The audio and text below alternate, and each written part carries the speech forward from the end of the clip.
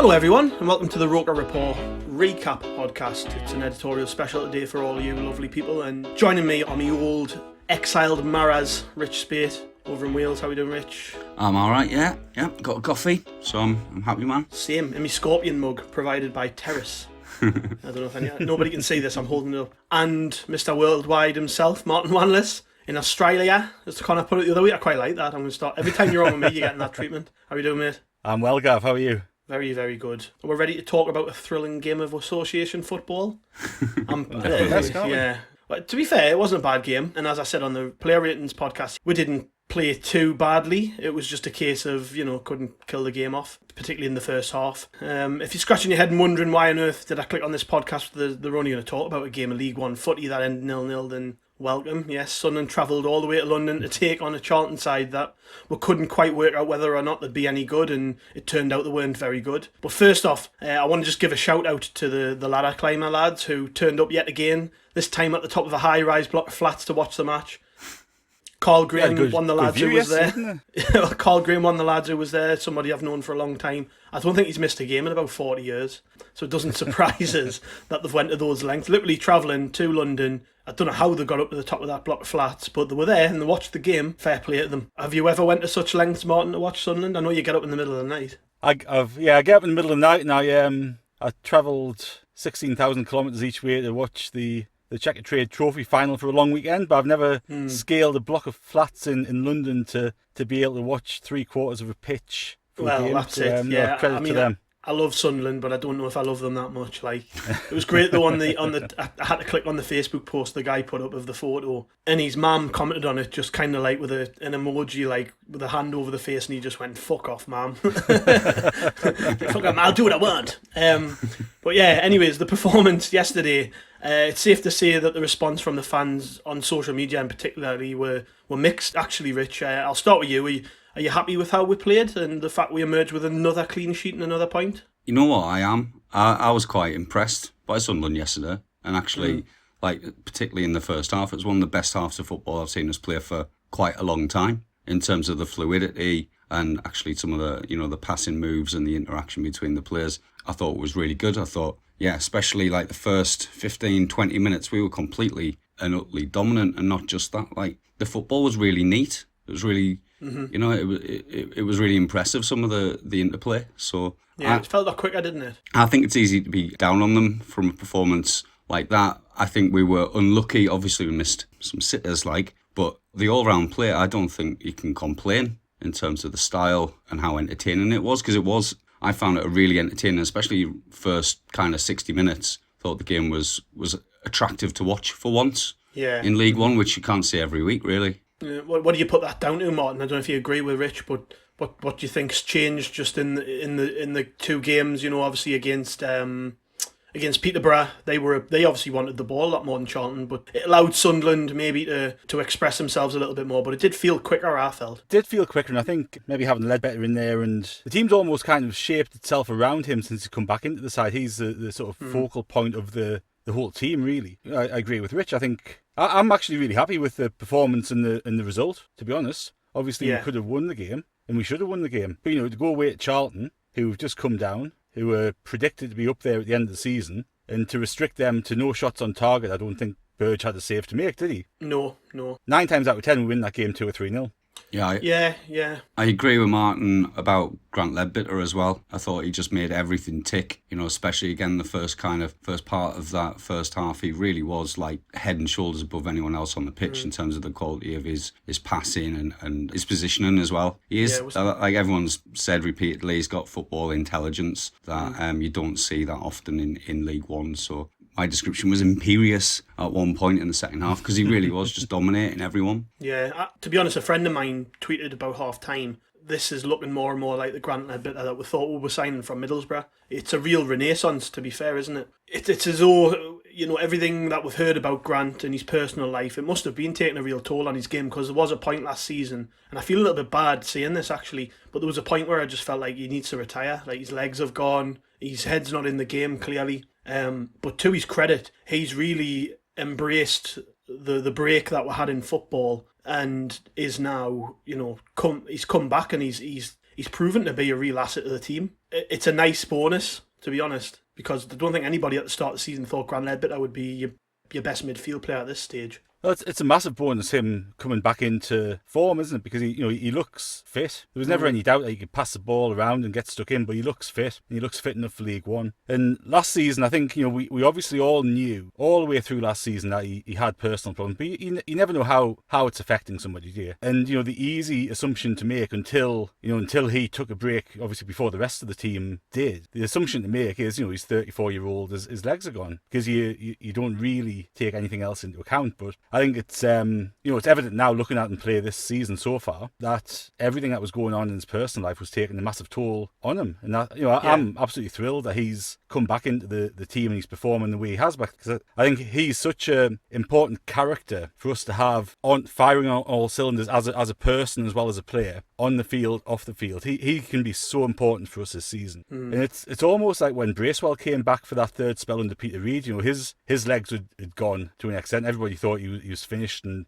nobody really expected to play that much. Come back as assistant manager and player assistant manager under Peter Reid, and he was our best player for two seasons. Yeah, it reminds me a little bit of Dwight York as well, similar type of thing. But just having that nous and that intelligence to play around. We saw yesterday when we went down to 10 men, he was barking orders, everybody in the field, getting people into the right shape and all that sort of stuff. And he must have thought the writing was on the wall to some extent when Parkinson took the captaincy off him at the start of the season. But all credit to him, he's performed brilliantly. He is the type of player we have to build the side around, though. He can't just come in and slot into one of the roles that somebody else was doing. I don't think he's got to sit a little bit deeper, and I think that's why Gooch has been put in alongside him for legs. Yeah, definitely. But no, it's great. It's a bonus. Yeah, when you consider the characters in the dressing room when Grant came in, I think it might be in the pre-match build-up actually, but I think it was Scott Wilson from the Echo talking about how Grant Leadbitter is probably the quietest leader he's ever interviewed. And I was thinking about it afterwards, and I was thinking, well, when you think about it, when Leadbitter first came back to Sunderland, you had Cattermole, you had Aidan McGeady. There was players at the club who'd either captained other teams or had been at the club a long time and had grown into positions of influence. Obviously Cattermole ran the dressing room. Now, obviously, Leadbitter's the remaining player from that group. He's the oldest head in the changing room. And I guess when he first came in, it was probably difficult to assert some sort of dominance, as daft as that sounds, because he's not the type. I can't imagine Grant Leadbitter as the type of person to throw his weight around in an argument. He's a very unassuming person, but I can see how the other players look up to him. One of the youngsters on Twitter this week was retweeting stuff about Leadbitter as kind of like fawning over him, and it made us think. It was like the young players probably do look up to Grant because he's trod that same path. Definitely. Hopefully, it means he's actually grown into the role we thought he would take on when he did come to the club. Yeah. Anyways, let's move on a little bit to the defence. I wanted to talk about the defence from yesterday. On the ratings pod, when I was talking with Malk and Tom, we gave big props to the defence. To be fair, Rich, just how important is it, do you think, that we keep on getting these clean sheets, because we don't score a lot, and as we all know, Wickham clean sheeted their way to promotion last season, albeit under strange circumstances. Just how important do you think this could be come whenever the season ends? It's absolutely vital. I don't think we should forget that we're unbeaten basically this season, apart from a penalty shootout, and we've conceded one goal, and it was a penalty from a penalty. So you really can't ask for more. And I thought, everyone is quite rightly going on about Bailey Wright, but I thought Jordan Willis deserves a special credit from yesterday. I think there's a nice picture going around on social media of him a clearing header right towards the end of the game. Yeah, I remember. Where really they could have nicked one. And it was top quality defending, and also I thought, like I was mentioning earlier, the interplay down that right hand side, he really does join in and drive the team forward at points as well. So I think the overall performance of the defence as a unit, and actually the way that they work and the way that Parkinson's got them set up, is a great foundation. And I do kind of agree with what Parkinson said yesterday and what Scowen said yesterday after the match, in terms of like that's absolutely vitally important, and that the goals hopefully will come. I know we'll probably come onto it. If we're leaking at the back, then there might be pressure on the forwards now. But if we were leaking out the back as well, it would be doubled. So I think for the whole team and for kind of the sense of confidence, and it did seem like there was a lot of confidence in that first half from the team. I think it was built from the back, that you know the players in front of them know that they can have a bit of freedom. Scowen can kind of roam forward without necessarily always having to check the space he's leaving behind him. Yeah, that's an important point actually, Martin. Who do you think comes out of the game with the credit for not just the performance yesterday, obviously, but the clean sheets we're keeping? Is it the players? Is it Parkinson? Is it a combination? I mean, what would you, if you could put your finger on it, what do you think is the main reason for this upturn in defensive improvement? Well, I think there's two things. One, I think it's I think we do have to give a lot of credit to Parkinson, because a criticism that I had of Jack Ross's tenure here was that we never really had a style of play. You couldn't put your finger on and go, right, that's what Sunderland are trying to do. That's the structure that we're playing. And as soon as Parkinson's come in, I know you can rightly criticise that first two or 3 months he had with us. But since January, he's played that formation and we've looked solid and more solid as time's gone on. So I think it's all credit to Parkinson for getting us that foundation that we can hopefully build on throughout the season with a few tweaks. But last season we had Ozturk in that central role for a lot of time.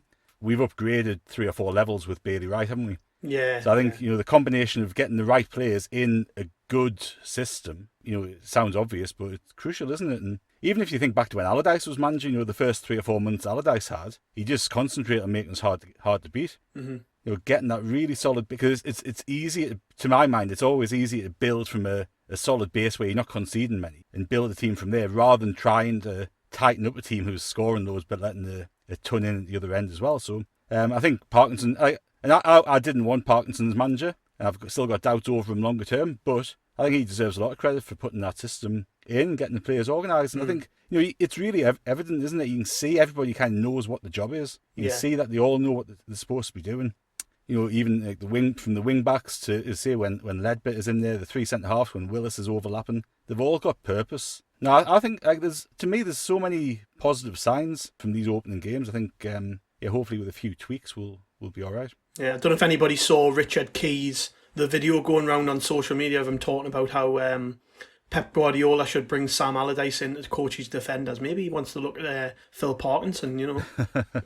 could be a job in it for Phil. Yeah, why not? Rich, I was going to go on next to talk about the red card from Tom Flanagan. I don't know if you've seen it back as much as I have, but I've watched it back probably 4 or 5 times, and I still can't work out what went wrong there. It kind of looks as though he takes the last man as take one for the team, but when you look at the way the ball flies over, kind of Jordan Willis is running with he's running towards goal, so he's not in a position to help us defensively, which sort of drags Flanagan out of position to try and sweep in and cover for him, which then causes the problem, which is the player running through on goal and Flanagan getting sent off. Whose fault is that? Is it Flanagan's fault for being slow to read what was going on, or is it Willis for kind of taking his eye off the ball? I know, like I say, we've praised the defenders, but I think that's the one massive issue from the defensive performance, was the way we dealt with that situation. Yeah, I mean, it's ironic, isn't it? They were a little bit out of sorts in defence the whole game, and they didn't get punished. And the one time that we muck up a little bit, we get punished with the red card. We didn't get punished with a shot on target. But personally, in that situation, I really think it was Flanagan's mistake. I thought rather than tracking with the runner, he came across him and clipped him. Once he'd made that movement, I don't think I had any choice but to clip him. But I think he probably could have gone with him. But I think it was a failing collectively. That system, everyone's dependent upon one another. If one person moves, makes the wrong move, then it creates space and it creates a problem that another has to cover. So it showed that it's not perfect, but it's League One, isn't it? You're not going to get a completely mistake-free performance from the defence. I don't think you can necessarily blame Tom Flanagan for the red card. He kind of had to do it. His performance overall wasn't as good as it has been, but I don't think you can kind of be too harsh on him for that. It wasn't a great bit of defending, which is why it was a foul and why it was a red card. Otherwise, he wouldn't have done it. But yeah. I've struggled to hammer him for it, really. Although it did kill the performance in the end. That was kind of the end of the game, wasn't it? Yeah. So Arbinat Jamali comes in for Flanagan. Then obviously, Martin, are you looking forward to watching that? Do you think we'll miss Tom Flanagan? I think we will. I think he's been good this season, hasn't he? I think he's quite good in that sort of left-sided role, because there's not as much defensive responsibility as there was when he's playing in the 2, and it kind of allows him to sort of bring the ball. His passing was crap yesterday, wasn't it? But he's and I think it's been all right the last few weeks. It's just has. yesterday, nothing he attempted from in terms of his long to short mid-range passing, and nothing seemed to work. He's on has those days, doesn't he, where just nothing comes up for him. Yeah.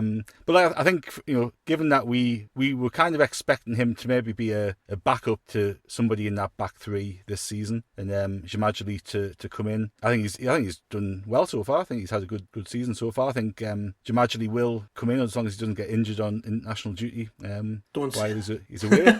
You've said it now. But no, it'll be interesting to see him play, won't it? But I would expect he'll come in for a game and Flanagan will get his place back, because it wasn't a stupid sending off. I don't think he was really at fault. He had to kind of do it. Yeah. He'd been put in a position where he was the last covering defender. And look, of course, a better defender is going to either go with the fella or get a tackle in. But Tom Flanagan's a good League One defender. He's not a Premier League player. I think he just had to take one for the team. Yeah. What about you, Rich? Are you looking forward to seeing what Jamali can do? I am, to be honest. I was happy to see us sign him, and I think it was going to take something like this, either an injury or a red card, for him to actually get a chance. And it just seems to have worked out fairly well for him that it was the man who's actually playing in his position on the left of the three who's going to miss out. So he's. By the way, before you get started, does anybody know if it's a 1 or a 3 game ban? Because I wasn't sure on that. I think it's a 1 for a professional foul, yeah. I think he's on international duty on Tuesday. Well, freaking hell. Have we got any defenders left? That'll be Flanagan gone. Conor McLaughlin gone, I presume. Well, yeah, so I think McLaughlin, Flanagan and Jamajali are away for Tuesday night, I heard Parkinson say. So that'll be probably Brandon Taylor coming in at the back three. All right. That'd be interesting. Yeah. He might try a different formation, mightn't he? No. This is Phil Parkinson. Nah. He's got it in his head now. This is all we're ever going to do. That works. Yeah. Speaking of Phil Parkinson, actually, in his SAFC.com interview yesterday, he was pretty blunt in saying Charlton offered nothing in the way of a threat. To be fair, he was right, wasn't he? Like you said before, they didn't have a shot. Is that down to them being bad or us being fairly good, do you think, Rich?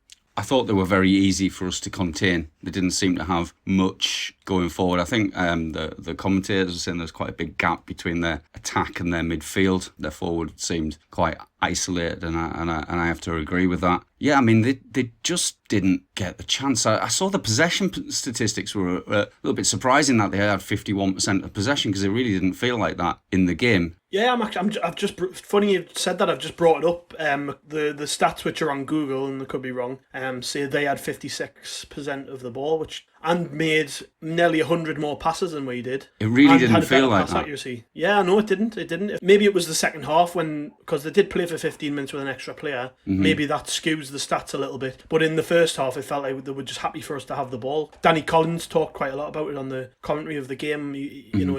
Where they were basically just happy to sit behind the ball and let Sunderland dictate the play, and it benefited Leadbitter a lot because he had all the time in the world to do what he wanted. Well, that was one of my big takeaways from our performance and from when we were in possession, was just the amount of space that we had and the amount of time on the ball. And a lot of that obviously was created by some of the triangles that we were playing and moving into space. But there were points when Scowen, when Leadbitter had like 20 yards of space around them. They could pick their pass with no pressure on it. So I thought it was really lacklustre from Charlton. Obviously, they've got a lot of kind of off-field wranglings that are just about being sorted out and haven't had much time to kind of pull things together. But I thought it was a strange performance from them when on paper they have got players who could hurt you, could do something. So yeah, but you can't separate it out from the fact that we played with confidence and with kind of authority, and we just didn't let them. We can kind of criticise Charlton, but really it's a positive for us that we were able to look pretty much untroubled for 90 minutes against a team that has just come down from the Championship in what was, I felt were a bit unlucky to end up relegated. Tell you what though, if the situation was reversed and we just come down playing against a team who would beaten in the playoff final a couple of years before and who'd been in that division for 3 years, we would be absolutely scathing about that performance as a home side. They were crap. They weren't very good. I just don't think we give them the chance to be any good. No, I think there's an element of us being decent in that game and good in that game, but I thought they were absolutely awful. And I think they will probably pick up this season. And we did leave 2 points on the table. Martin Parkey said post-match he felt we were more dynamic and got the ball forward quicker. I know I said at the start about us playing on the front foot a little bit more. Would you agree with that assessment? I mean, I was going to ask this. Do you think it's maybe the inclusion of Gooch in the midfield? I know he didn't have the best first half. And I think it was Rich who said before that maybe playing Gooch alongside Leadbitter was to get some legs in and around him. But what do you think about Linden playing in the midfield? I think the whole reason that we were able to play with a little bit more dynamism and pace, particularly in the second half, was because of him. Well, I think if you look at the game so far this season, I think we've played better in the second half against Bristol Rovers and the second half against Oxford, for spells against Peterborough. And, on Saturday was the first game that we actually started off well. So I think we started the game well, and I do, we played quicker, we played with more purpose and more intent. And I think, I've been surprised about Gooch's position. Obviously Parkinson moved him into the centre midfield when Maguire went off against Peterborough. And he started him there on Saturday, didn't he? And I think the whole purpose of... I can understand this from a tactical point of view, because the whole purpose is when we get on that counter, you've got somebody in the centre midfield who can carry the ball 20 or 30 yards, who can get up close to the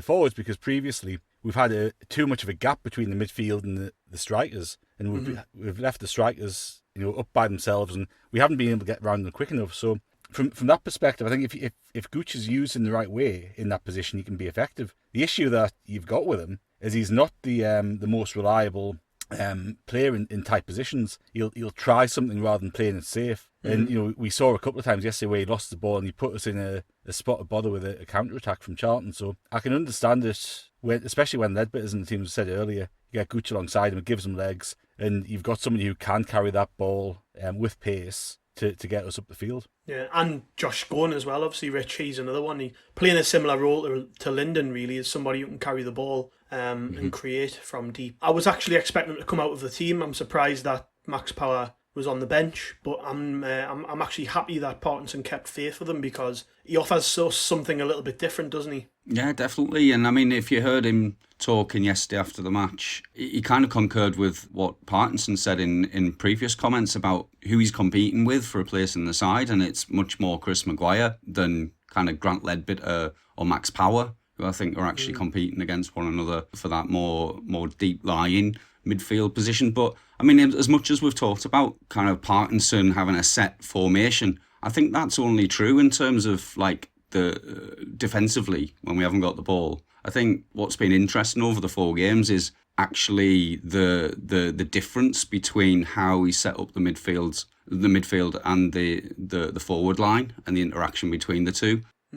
I think obviously having Leadbitter in as that kind of pivot in the centre and deep lying gives a bit of freedom to the whichever 2 players play in front of him, and I think Gooch and Scowen are perfect for that on either side. Not to discount the value of having Chris Maguire in the side, because he didn't always do something and he's still popping up with goals. But I thought, again, particularly in the first half, having Aidan O'Brien there as well, who has a bit of class on the ball and can move the ball and run with it as well, gives us a lot of options, and we were quite fluid. And having 2 up top, I think, works really nicely with those 2 midfielders behind them, with Gooch and Scowen behind them. We've got legs and a bit of creativity. And I think, as somebody has pointed out on social media, we're not failing to create chances. We are. There are opportunities coming the way of the strikers. I'm sure we'll move on to it. But I don't think the fault is lying in the midfield at all. No, yeah, well, we'll get on to the strikers actually, Martin. But before we do, just a word on the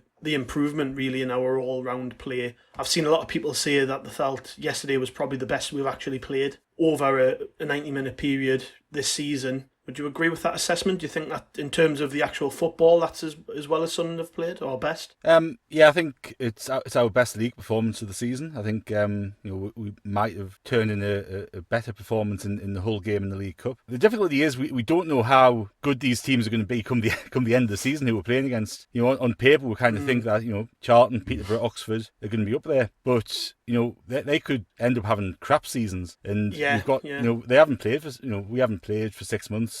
Peterborough haven't played for 6 months. Oxford haven't played. Well, Oxford finished the season off in the playoffs, didn't they? But we just don't none of them have impressed me. Importantly, the 3 of them have all lost their best players. Well, that's right. So they could all end up mid-table. And while on paper at the start of the season, you look at that start and you think, bloody hell, that's hard. It could actually end up being that those 3 teams are nowhere near the chasing pack. So I think we need to look at those those results against those teams with a little bit of, not scepticism, but just being a little bit reserved in terms of how important those taking the points off those teams and how impressive those results are going to look come the end of the season. Yeah. But absolutely, it's the best 90 minutes we've put. Well, it's the best 75 minutes we've put in, I think. Even that last 15 minutes, though, it didn't look like a team with 10 men. Yeah. In a different way. Like, to be fair, Charlie White could and should have got on the end of that nice move down the left with Hume and Gooch, shouldn't he? And we could be talking about a 1-0 win with 10 men. So, look, I'm as I said before, I'm really happy with the performance yesterday and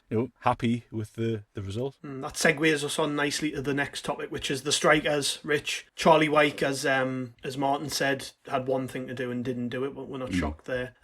Danny Graham had a number of chances, couldn't put the ball away, but did get himself into good positions. Aidan O'Brien had there was some mixed reviews about his performance. Will Grigg came on and had to go on the right wing, so it's probably a bit difficult to judge him, and it does feel like Parkinson's probably not keen on Will Grigg because he's not the type of striker he would traditionally back. We do seem to have this debate every bloody week, but are we concerned still about the strikers, or was there anything in that to make you think, maybe even Danny Graham, give him a run of games, he could be the man going forward to lead the line? Well, I thought it was a really strange decision to change both strikers at the same time on 64 minutes. My note a few minutes after was, this has completely killed the fluidity of the system, that we stopped playing football. I don't know whether that's just an automatic reaction of wanting to lump the ball up to Charlie Wyke. So I wasn't impressed with that. Earlier in the game, I was impressed with O'Brien and Graham. I know they got themselves in a bit of a mix-up on about 35 minutes where it looked like they should be through, and it took about 4 chances not to score. But overall, personally, I can see how Graham and O'Brien would be a good combination. I think they just need to stick the ball in the back of the net once or twice. I think there seems to be a consistent theme that it's the confidence with those two in particular. And actually, I thought when Grigg came on, I thought he seemed to work really hard, and he seemed to offer something similar to what O'Brien did. But I don't think you can compare Danny Graham and Charlie Wyke as footballers. I think Graham, I've seen it a few times, and it's a terrible miss, that on 41 with the crossover from Scowen. He really should have put it in, and I don't quite know how he didn't. But overall, I think as someone contributing to the style of play and the overall system, I think Graham works much better. But it is just about putting the ball in the back of the net in the end. That's their job, and that's what you've got to judge their performance on. Yeah. But just to expand on that, Martin, I'm keen to grab your views on it. I argued both during and after the game on Twitter that whilst Graham did miss a load of sitters, his movement and his ability to get into the areas where he can actually be a threat was pretty promising, to be honest. And as Rich has just said, he's a different calibre of forward to Charlie Wyke. You don't see Charlie Wyke getting in those positions, for instance. Others are writing him off already, and that's just natural with Sunderland fans, particularly when it comes to Danny Graham. There's a lot of people who still can't let go of the fact he was crap when he was here last time.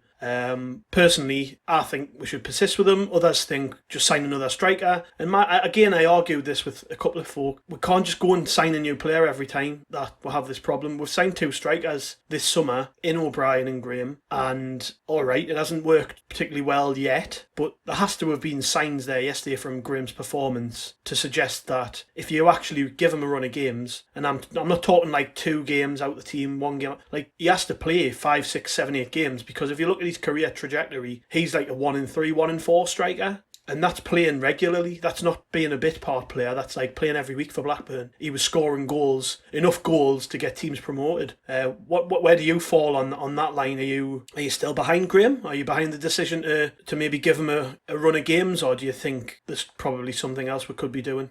I think whoever he decides to go with has got to be given 78 games in a row. And I think while it's good to have that variation of, we've kind of seen Wyke up front by himself, we've seen O'Brien and Grigg, we've seen Graham and O'Brien now yesterday. He's just got to settle on something and go, okay, well, this is how we're going to play, because the strikers can only be as good as the service that they get. Now, obviously Graham had decent service in parts of the game yesterday, but there's still a lack of variation. I think this is where we're not quite clicking yet. This is a lack of variation in the delivery into the box. And, 85-90% of the balls that went into the box were crosses in from either wing. And you're getting into that channel and whipping the cross in. And, that sort of cross relies on your target man being a target man who plays with his head to goal rather than his back to goal. And I think both Graham and Wyke tend to play with the back to goal. That's where they are the target man, with the back to goal, lay it off and move. And, we haven't got that thundering target man who will come in and take 3 defenders out, flying a header into the top corner. So we need that variation in the box. And I think, with O'Brien, you've got somebody who you can play into tight positions in the box to his feet, and he can hold it and lay it off and bring other people in. I do have I don't see a striker that we have who's going to score more than 10, 11, 12 goals this season for us. I just don't, I don't, even if they get a good run of games. The obvious exception on track record there is Greg, but he's just not clicking. And as I said, I just don't think Parkinson fancies him. And you've kind of got to play a slightly different system to get the best out of Greg, and it's just not looking likely, is it? So I think I tell you, I'd love to see a fast centre forward who plays on the last man, who we can bring off the bench with 20 minutes left to stretch them a bit, because we just don't have any pace up front. And I think that's where you kind of look at, okay, in terms of attributes, you've got O'Brien who can take it and play it, and he's got a bit of skill, a nice touch. You've got Graham who'll hold it up. You've got Greg who can potentially poach around the box. Like Wyke, for me, I would just ship him out. He's just not going to do it, and we've got a far better target man in Graham. Do you think that Benji Kimpioka signing a contract, which has been on the table for a long time, that might have an impact there? That he might be somebody who can be on the bench and come on in the last 20 and cause tiring defenders, tiring midfields a bit of a problem, and be something different, that kind of like wild card? I'll tell you what, if you look at the game yesterday, I would much rather chuck Kimpioka on. Mm-hmm. I'd much rather chuck him on than put Charlie Wyke on. Mm-hmm. Yeah, well, I was going to get onto that a bit later, but we might as well talk about it now. Benji Kimpioka.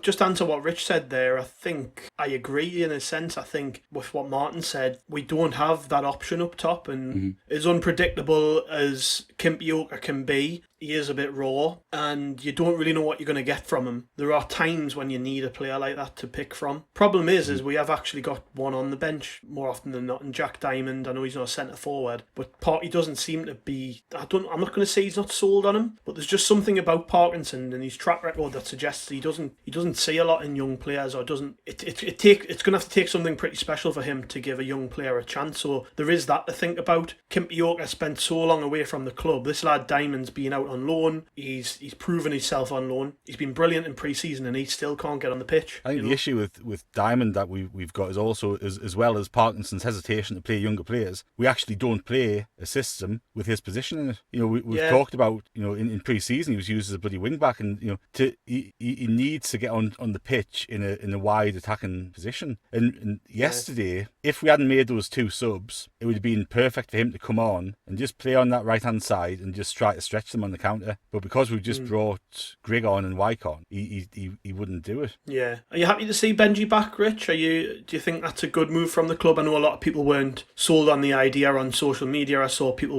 lot of people were quite pissed off the club had actually given him a contract. But for me, I was happy to see him back. Like I say, I think he's just a young lad who you've got to give him a fair crack of the whip. And people seem to think they know everything that's gone on with him, but really we don't. We're fans. We only hear what we see played out in the media. And I know he was on our podcast. He didn't go into it into great depth, and people can listen back to that. It might be interesting actually for people to listen back to him now he's signed. But yeah, he's just a young boy, isn't he? And we've given him a deal which favours the club. So are you happy to see him back? I mean, that's it. I mean, obviously there's an element where he's a young lad who's come through our system and doesn't count towards the salary cap. There's that. But if you're going to argue that, then he has to get time on the pitch in the first team. Otherwise, he's all right. He'll be playing for the under 23s, but that's not going to get us up through the leagues as a club. So I'm glad to see a lad who's been with the club sign back with us again, and he's got something. Some people haven't been impressed at all with him, but he's clearly got some talent there. Otherwise, he wouldn't have been offered a contract, or you would hope. But yeah, what worries me is the lack of kind of willingness to take risks from Parkinson when it comes to bringing players on, and whether he will actually get the opportunities. Because I'm still confused, as I said earlier, by that substitution midway through the second half. It seemed to be so cautious and kind of it lacked kind of creativity. And I actually thought that was a really pragmatic substitution in terms of the fact that, as a team of 9 with the goalkeeper and the other 8 outfield players, we actually done pretty well up to that 30-yard mark, and we had missed chances. So we kind of go, okay, well, if you change the forwards, that's the key to getting the goal, because everyone else in the team's doing the job. But I think my point was that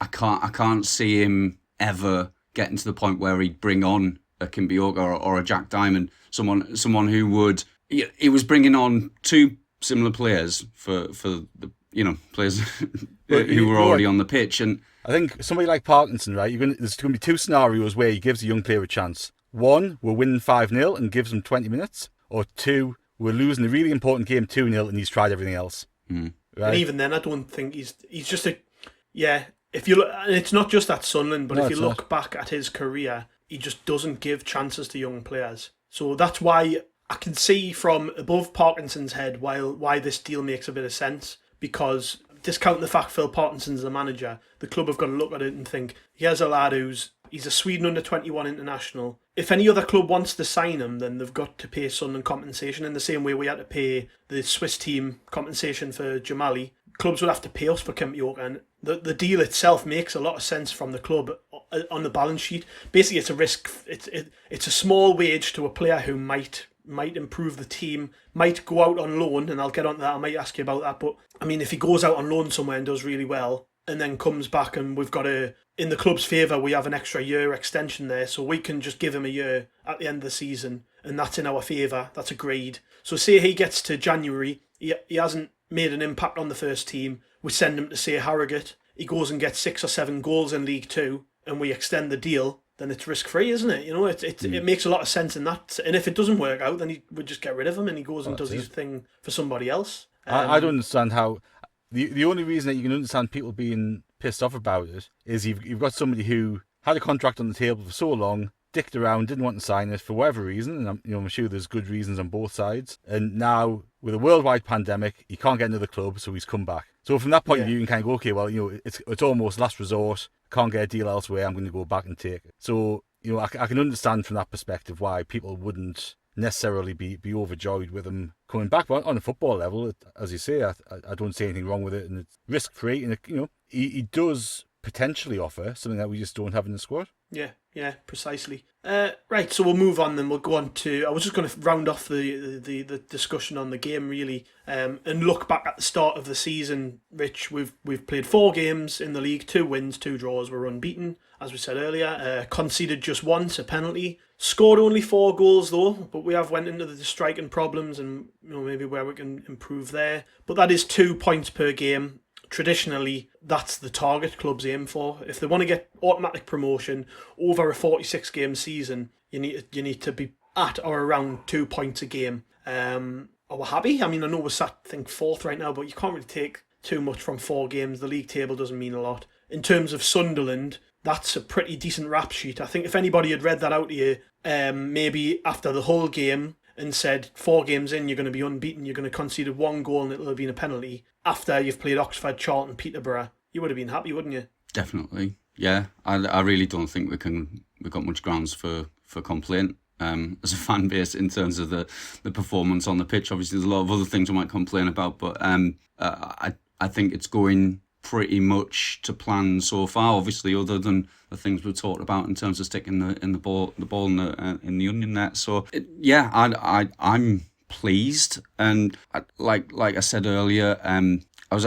pleasantly surprised with the style of play yesterday, and I think there's characterisation of kind of Parkinson's style of play as hoofball, but I think that's dependent upon the options that are on the pitch up front. So in a few games so far this season, I've been impressed with the interplay and particularly the midfield performance, as we've discussed, and I think the major positive to take away is the re-emergence of Leadbitter and also the leadership and professionalism that you see amongst some of the senior players in the team, and the fact that they can carry the team through a 15-minute period with 10 men pretty comfortably. I think these things are really positive when you look at it in the long term. So, I mean, I'm optimistic. I was optimistic at the beginning of the season, and I think so far they've lived up to that optimism. Yeah. How about you, Martin? Are you feeling good about where we're at right now? I mean, it's disappointing that we don't play another league game till the 17th. So clubs are going to get a jump on Sunderland next weekend in that sense. But I mean, in isolation, it's a decent start, isn't it? I think it's a great start. Obviously, like we could have easily been another 4 points better off. Easily, we could have should have beaten Bristol Rovers, and we should have beaten Charlton. But start the season. Look at those 4 games, 8 points out of those. Thank you very much. No goals conceded from open play, and like we've only scored 1 goal from a set piece, and like that was a big factor in our goal scoring. Towards the end of last season, we haven't hit the straps with set pieces. So like, there's still a lot of potential to be realised attacking wise, but. Again, we've got such a solid base. 8 points out of the first 4 games. Good start. Right, okay, we'll move on then. Other stuff that happened this week. Transfers, Rich. I think the window might close before we next play in the league, actually. I know I think it's the 16th. I might be wrong. Yeah. It's around that time anyways. After the game, Parky said, we aren't going to get much better front players than what we've got when talking about transfers. He also said before the match, and he's pretty much presser, that he'd only sign a young player on loan if he felt they were better than what we've got, and he specifically referred to Jack Diamond when he was talking about that. Nothing seems particularly imminent, does it? I mean, I know we were linked with Badjamic, the Argentinian winger, but he's since signed for Houston Dynamos, which everyone expected would be the case. Yeah, it doesn't feel as though Parky's particularly bothered about signing anyone, I think. I don't think we will, and if we do, it'll be somebody on the margins, maybe a left back. I mean, I am very nervous about what would happen if Denver Hume picked up an injury. I mean, I'll go through the squad. I can't see who we would bring in there necessarily. Maybe or Diamond. Yeah. But even then, they're not left wing. We're not talking about people who've got any experience in that position in this league. So I'm very nervous about that, and I would like them to bring in somebody maybe with maybe a little bit of an older head, maybe somebody who gives a bit more solidity for games when we might come up against sides. Might actually play because they're over the age of 30. Well, well, exactly. But I mean, I'm just thinking about what Martin said earlier about we don't know who the good teams in this league are yet, and there could well come situations later in the season where we're coming up against a team that's been banging in 3-4 goals every week, and we want maybe to change formation, maybe go to a flat back 4 where Hume isn't going to be necessarily as comfortable as he is in that kind of that 5 across the back. So I'd like to see us bring a left back in, and then beyond that, I think it'll be January looking to plug whatever holes have emerged in terms of people with long-term injuries or like people who really haven't impressed or the form has dropped right off. But I don't see there being a major signing, particularly as some of our kind of maybe targets that fans wanted to see have gone elsewhere, Madison in particular. Yeah, would you be happy, Martin, if we sign no more players and this is the squad going forward? Or would you be satisfied that this is a good enough squad to get us through to the next transfer window? No, well, we need cover at left back. I think that's patently obvious, isn't it? I think from an attacking point of view, like what else is Parkinson going to say? If he says after the match yesterday, yeah, we definitely need another striker, we need somebody who's going to score us some goals, and he doesn't get him, one, he looks stupid, and two, he's just knocked the confidence of all of the strikers. So he's not going to say that, regardless of what anybody thinks or how true his comments are. Loan market, I reckon, we'll probably bring in 1 or 2 people in loan deals, just to sort of strengthen that squad. But 100% we need cover for left back, don't we? I've been really impressed with Hume this season. I think it is bringing somebody who can push him for a place, not necessarily replace him. It'll probably, when you think about and some of the stuff we've heard about the wage budget, we don't really have much room left, so it's going to have to be somebody under the age of 21 or a loanee. And again, is a club going to loan a left back to Sunderland, knowing that we've already got our first choice player there playing well? We're going to struggle. So I think it's going to be a case of we might have to go out, look down the leagues, really, maybe even a non-league, and if there's somebody out there who could be worth like a punt for a little bit of money, it might be the case that's what we do, because you've got to be realistic and think if you're a club, maybe like a Premier League club or a Championship club, club trying to get a young left back out on loan, you're not going to send them to Sunderland. They're not going to play. It depends what you want out of it, doesn't it? Because if you're looking for somebody to give a club to give somebody a bit of experience about being around the first team, being second choice if somebody gets injured, being able to train with the first team every day, get away from the club where they might have been since they were 12 for the first time. Like there's so many other benefits rather than playing week in, week out. No, you're right. Yeah. So I think there's potential, but that's why it'll probably be a move in the last day or two of the transfer window rather than something that'll happen now. Yeah, maybe when a club gets a bit knee-jerky about getting a player out. And that's right. Yeah, I can see that playing out. Rich, are you... I was going to ask you about this. Why do you think we haven't sold anyone, or we haven't seen any clubs come in for our players? I know there's the obvious answer to that, which is that not many clubs are actually signing players, but it just feels strange to me that this is probably the first window I can remember in a long time where Sunderland just haven't seen any of their players linked with a move away. Like everybody who you expected to leave left in the summer because they were out of contract, and even the likes of O'Nien, Willis, who you would think could maybe do a job in the Championship, nobody is bothering. Why do you think that is? I do think it's structural in terms of the game. I just don't think there's the money there for Championship clubs or other teams in League One to pay fees for contracted players. To be frank, and I think there's been a bit of talk about how Sunderland are one of the only teams in the league who offer kind of multi-year deals. I think Darren McAnthony was talking about it on our pod. Yeah. And so the fact that our better players at the moment are contracted is a factor in that. That there's just not the cash to go and splash on League One footballers unless they really are like right out the top draw. So like an Ivan Toney or totally. We just don't have that type of player. And as well, to be frank, and not kind of blowing smoke up our own arses, but there's not many clubs in the Championship can offer the same overall package as Sunderland to a player like Jordan Willis or Luke O'Nien, who obviously loves the club. He's properly fallen in love with the club, fallen in love with the area. Willis as well is prominent and respected and playing every week and out of contract next summer and playing for it. And if you look at it in those kind of stark monetary terms, he's going to get a better wage going next season if we don't go up than he is if he takes a punt on a deal. At the minute, there might be somebody who comes in who looks at the data who says there's not a better right-sided centre-back, marauding centre-back in the EFL and comes in and picks them up and adds them to the squad if there's a bit of cash floating around, but I can't see it. And like I say, I don't think as a proposition, as an employer, you're going to get better than Sunderland at the minute in terms of like your facilities, your training facilities, your fan base, the pitch you're playing on every other week. I still hold us up as a club that really shouldn't be losing players to many teams in the Championship.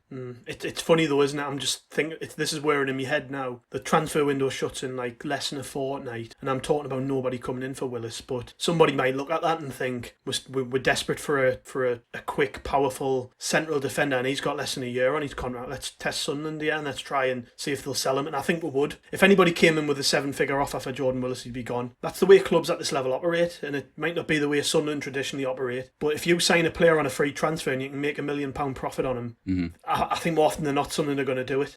Well, yeah, I mean, they're a private business in the end.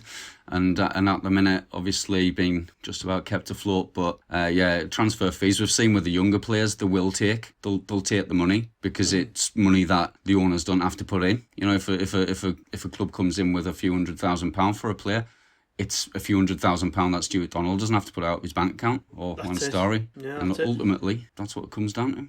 Next up, I want to talk about the and I'm going to go to Martin on this because he was controversial on social media when he commented on the state of the commentary yesterday. Now, the club this week announced a load of changes to their streaming and digital offering. In the statement on the club website, it said, throughout the autumn, SAFC will be continuing to make significant investment to enhance its digital media offering, from live streaming improvements to the launch of an official mobile app. What do we reckon, Martin?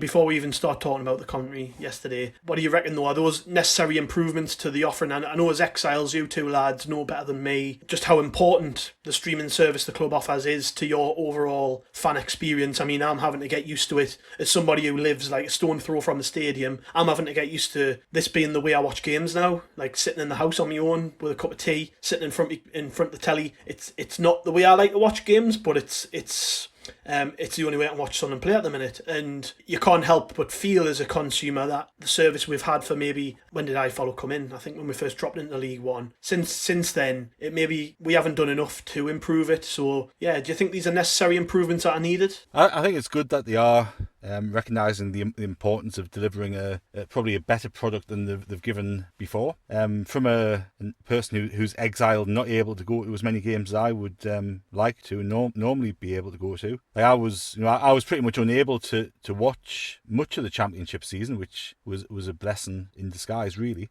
But every single bloody Championship club has my email address, and I still get emails from them because I subscribed once to go and to watch their iFollow because we that's right, get, that's right. I still get them off Reading and Fulham. Right. I think QPR seem to quite like me. I get a ton.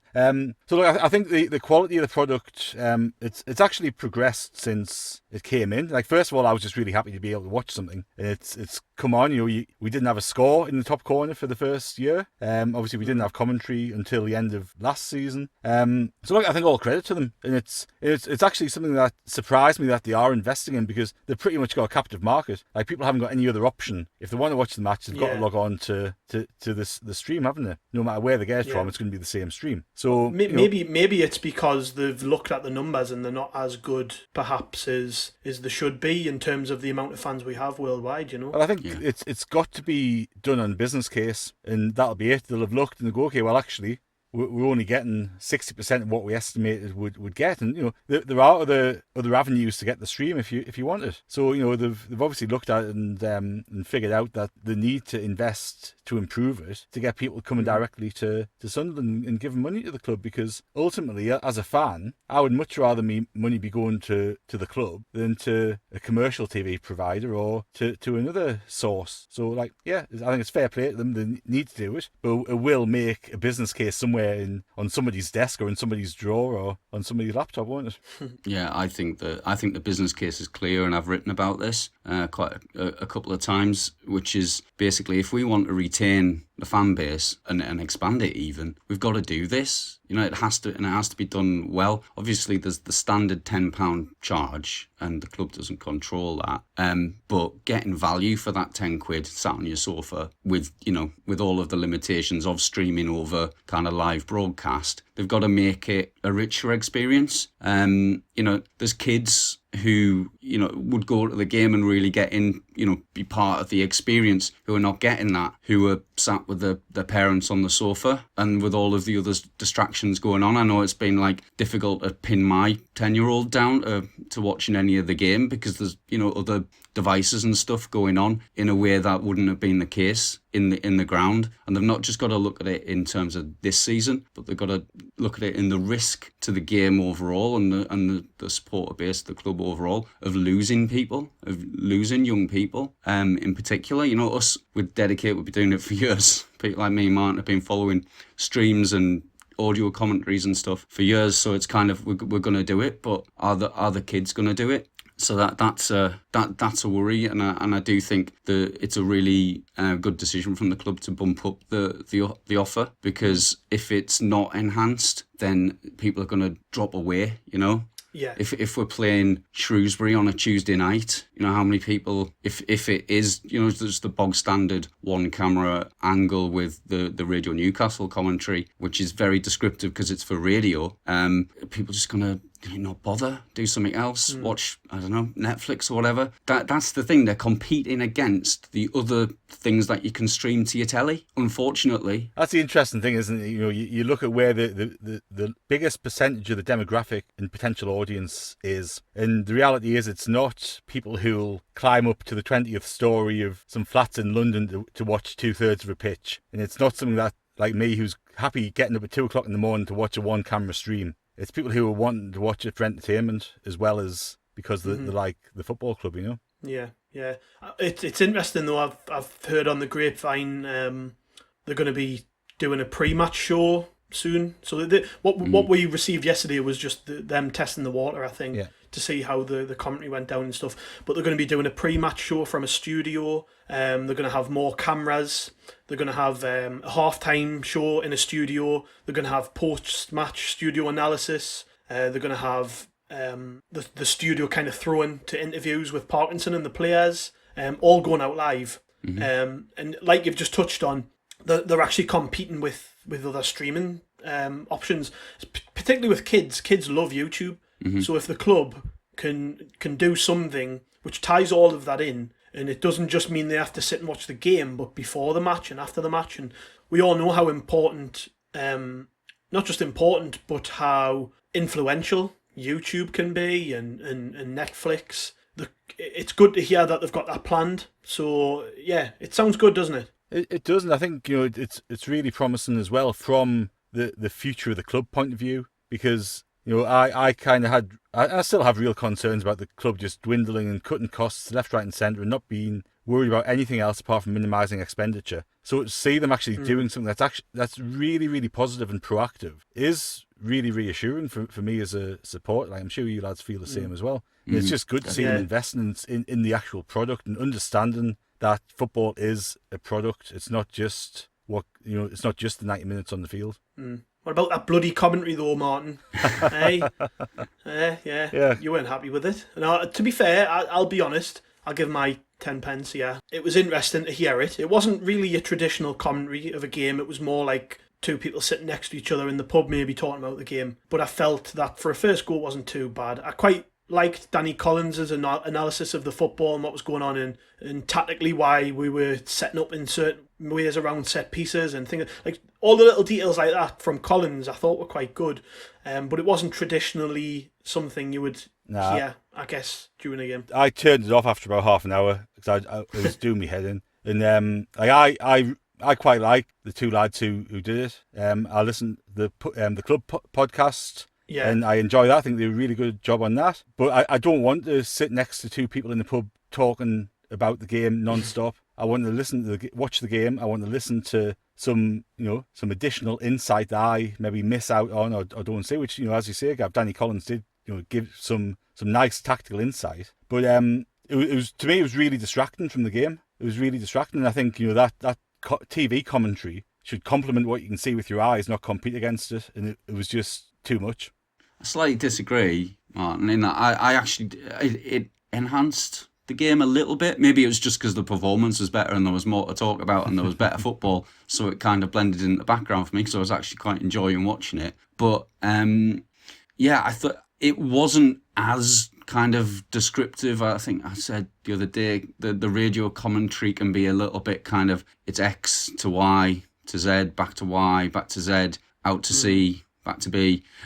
It wasn't quite as what you would get with Nick Barnes's commentary, which is designed for radio, because that's who's paying his wages, and that's kind of the main point of that commentary. It wasn't as descriptive, which I like, but he did let the kind of the pictures do a little bit of the talking. But to be fair, Frankie, I think it was probably his first time doing live commentary like that with an audience, and everyone has to kind of feel their way into a new role like that. So I'm not going to be too harsh on it. I thought it was all right. I didn't mind it too much, but it's personal preference, isn't it? Yeah, something different. Yeah. We'll move on to something different.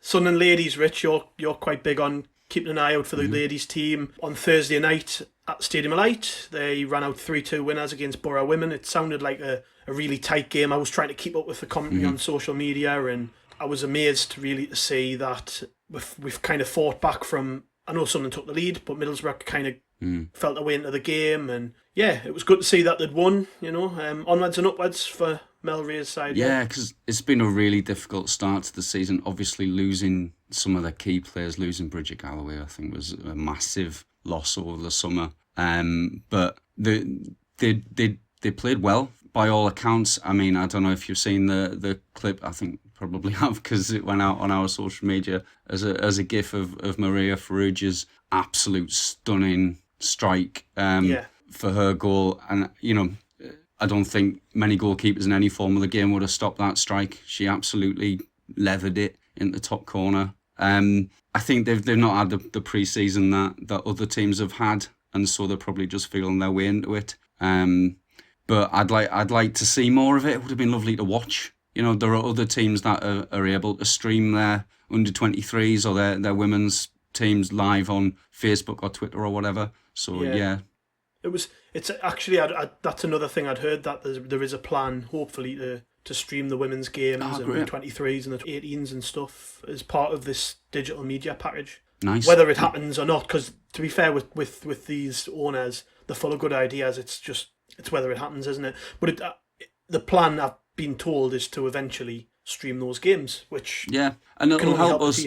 It'll help us people who like watching women's football, help us actually, again, keep interest in the game, because a bit like with the men's streaming services, it's about maintaining the kind of the interest of the public in what's going on at the club overall, but also, the football and the footballers. We've seen that women's football attracts a different demographic, attracts families, attracts kids, older fans as well, and women as well, who've always made up a big proportion of Sunderland's fan base and season ticket holders with the men's side. So that's where a lot of the growth in the game is. And if the club neglects that, they're going to be missing a trick, and they'll be losing out to clubs of our stature who have made that investment, who have committed to women's football, and who see it as part of their brand. And I hate to think of football as a brand, but if you look at Man City, obviously they're an exceptional club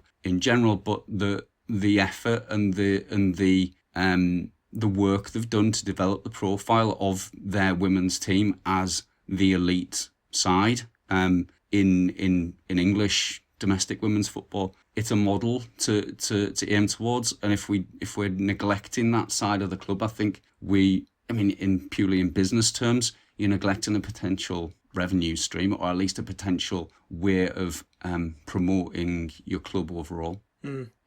By the time this goes out, obviously they'll have played away at Huddersfield, so fingers crossed.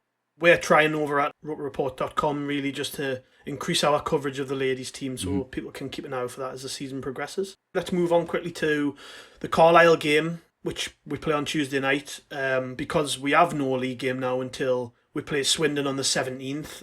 I was wondering, Martin, should Parky go full strength, or close to full strength? Obviously, we're going to be without players who are on international duty.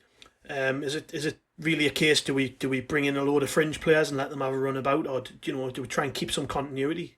We need to use that game to really try to get that forward line clicking. So to my mind, you play a relatively full strength team. There might be 2 or 3 players who you switch in and out. The players who've been on the bench so far this season, who might not have had much of a kick, you get them in. But I think it comes from that core 18, 19, 20 man squad that we have for the first team, and we really need to figure out that front three. So, like, to my mind, you play Danny Graham and Will Grigg up front, for example, and just try to get a system figured out where Grigg can score, because he's the only player who we've got who can score more than 12 a season. So I would go pretty much full strength for me.